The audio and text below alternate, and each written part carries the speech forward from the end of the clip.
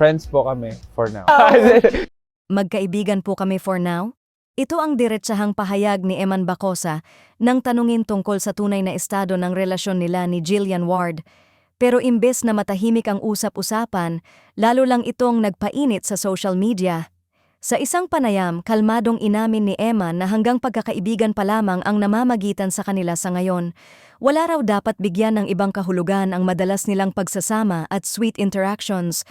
Ngunit para sa mga fans, tila may kulang sa sagot ng boxer, lalo na sa paraan ng kanyang pagngiti at pag-iwas sa ilang follow-up questions. Agad namang umapaw ang reaksyon online. Marami ang nagsabing, "For now?" Ibig sabihin may possibility? Ang salitang "for now" ang siyang pinagtuunan ng pansin ng netizens. Dahil para sa kanila, hindi ito tuluyang pag-deny kundi parang pag-amin na may something na pwedeng lumalim. Hindi rin nakatulong ang mga kumakalat na video at photos kung saan kitang-kita ang natural na closeness ng dalawa.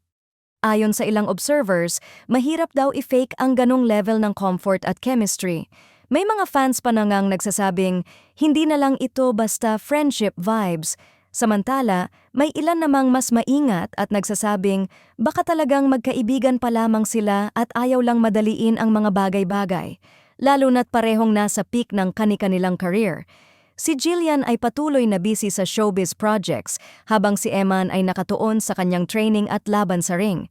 Pero sa mundo ng showbiz, alam ng marami na minsan ang magkaibigan lang ang unang hakbang bago ang mas seryosong pag-amin.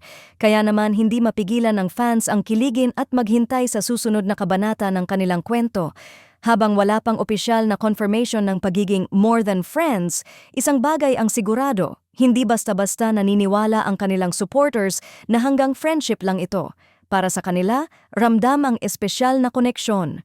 At baka nga, timing na lang ang hinihintay.